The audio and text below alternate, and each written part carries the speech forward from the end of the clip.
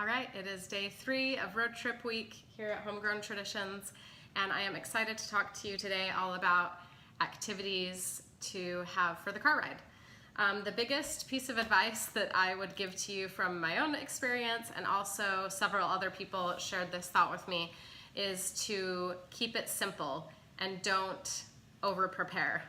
I totally did that on our first really long road trip with kids, and I got way too much stuff, and it ended up just cluttering up the car and taking up more space. We didn't use half of it, or the kids didn't really love it, so they played with it once and then it was just taking up space. So now I just try to keep it really simple, and I try to have different activities that the kids can rotate. So I'll have art stuff, but only one person will be doing art at any given time. And then, another child might be reading, someone else might be doing something on a device. So kind of keep that in mind, that you try to get stuff that you can rotate between kids so that you're not over preparing and just cluttering up your car and making it harder on yourself. So on our first road trip, I got one of these for each of my kids, these lap trays. And I really like them because they have a lot of storage space on the sides and obviously a flat, hard surface on top. But I only take one of these now on road trips, and we rotate it between the kids, because when I tried to take one for everyone, they took up so much space, and when the kids didn't want it on their lap, then it was hard to find a place to put it. It was cluttering up the car. So now I just set up a little art station in one tray, and then the kids can rotate and all use it together. So some of the things I like to put into the art tray are just some blank notebooks and notebook paper. My girls love to do these coloring books that are very detailed, so I'm gonna put that in there. And then just a handful of colored pens. This is like from that huge 100 pen set from Costco. You could get crayons, markers, colored pens, whatever you want, just a stack of those. And then I love, for little kids and toddlers, these Color Wonder mess-free coloring notebooks. They come with the markers. I got this at Target, and it's just nice for kids who are a little less sure-handed and you don't want them writing all over their clothes, but it's still fun for them to color with markers. So I got one of these. And then I haven't actually tried this yet, but I heard several people recommend it and say that it's really fun for kids. So this is called Water Wow by Melissa and Doug. I got this at Target as well. And it's fun because you have a pen that's kind of like a paintbrush, and you actually put water into it, and then there's a bunch of thick like board activity pages in here. So when there's water in the pen, you can write and it will show what you're writing. And I love that there are like different things to find. So it's kind of an interactive activity board. I think all my kids will enjoy using this. And the great thing about it is that the water goes on colored, but then when it dries, it disappears. So this is something that's really great because all the kids can rotate it and use it over and over again. So multi-purpose things is gonna save you a lot of time and space. So that is what I'm gonna do with I also grabbed these, I think I got these at Target as well, these mini mega activity books. Again, use whatever you can find, or what you think your kids will like based on their ages and their preferences. I like these because there's so many different activities in them. I have a son that loves doing mazes, there's dot to dots, there's word searches, there's stickers. So I got 2 of these that my kids can all rotate and use, and I'm gonna put that in our little art station. And then that's it for this tray.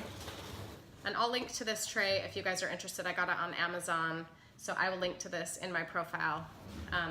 But this is gonna be our art tray for all the kids. Another thing for activities in the car, I like to take the kids to the library right before we go on a road trip and let them pick out a book. Then they're excited about their choice. I like my older kids to get a chapter book that's gonna take them a while to read, but I only bring 1 book per kid unless it's an avid reader that I know will read more, because again, I don't want to over prepare. There's going to be a lot of other things to do on the trip, so I know my kids aren't going to want to spend the whole time reading, but it is nice to have 1 book that they chose and are interested in. So library books. And a lot of people recommended, especially if you don't want to do the lap tray option, to get an inexpensive cookie sheet, probably the half sheet size so that it's not huge and can fit on laps. And these are great because you can use magnets on them. It can be, you know, for food, it can be for drawing and coloring, but since it's metal, you can also put magnets on it. So if a kid is coloring, to hold the paper still, and you could use any kind of magnets. These are just magnet blocks that we have. But I thought it would also be fun to just grab a small stack of these different magnet blocks, and kids can build things on here. And what's nice about a tray too is that it doesn't take up much space. Obviously it just lays flat. So magnets, if you had letter magnets or any kind of fun different like magnet people or different magnet activities, that's a good thing to have along with a cookie sheet. And I know you can find inexpensive ones at the dollar store. So this is a good option. Again, I maybe wouldn't get one for every kid, but it would be a good item to rotate between kids.